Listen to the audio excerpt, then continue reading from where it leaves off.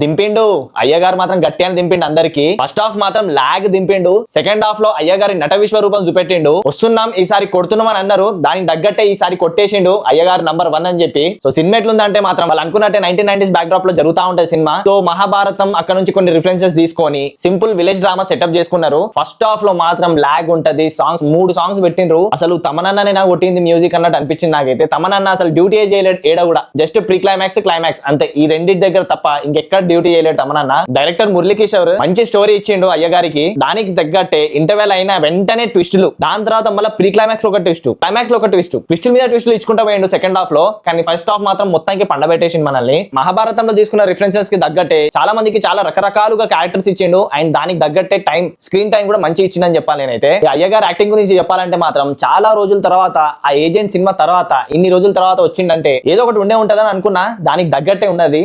కొన్ని సీన్స్ లో మాత్రం అయ్యగారు నంబర్ 1 అని చెప్పి నిరూపించుకున్నారు. కొన్ని సీన్స్ లో మాత్రం ఇంకా కావాలి, ఆ పొటెన్షియల్ కనిపిస్తలేదు అన్నట్టు అనిపించింది. అండ్ నాకు మెయిన్ గా నచ్చిన క్యారెక్టర్ ఎవరంటే Vasanth character. And characterization improvisation మంచి అనిపించింది నాకైతే. లైక్ ఫస్ట్ లో స్టార్టింగ్ లో ఏదో జస్ట్ ఒక ఫ్రెండ్ లాగా చూపెట్టి ప్రీ క్లైమాక్స్ లో అనే దగ్గర నుంచి ట్విస్టులు రావడం మంచి అనిపించింది నాకైతే. సో అయ్యగారు హిట్ కొట్టిండా అంటే హిట్ కొట్టిండు, కానీ బ్లాక్ బస్టర్ కి ఇంకా టైం ఉంది. నాకైతే జస్ట్ అబోవ్ యావరేజ్ సినిమా అనిపించింది. లెనిన్ టైటిల్ కి విలేజ్ బ్యాక్ డ్రాప్ కి ఎట్లాంటి సంబంధం లేదు. అసలు మీకు ఎక్కడ కూడా లెనిన్ అనే టైటిల్ ఎందుకు పెట్టింది అనేది కూడా దానికి పే ఆఫ్ ఇయ్యరు. అదొకటైతే మైనస్ అనిపించింది నాకైతే. ఇంకా చాలా మైనస్లు ఉన్నాయి, చెప్పుకుంటా పోతే ఇంకా మీరు చచ్చిపోతారా అండి. సో లెనిన్ సినిమా మీకు ఎట్లా అనిపించిందో కింద కామెంట్ లో పెట్టుండ్రి. So that's the review on Lenin. Signing off from movie. Jai Hind.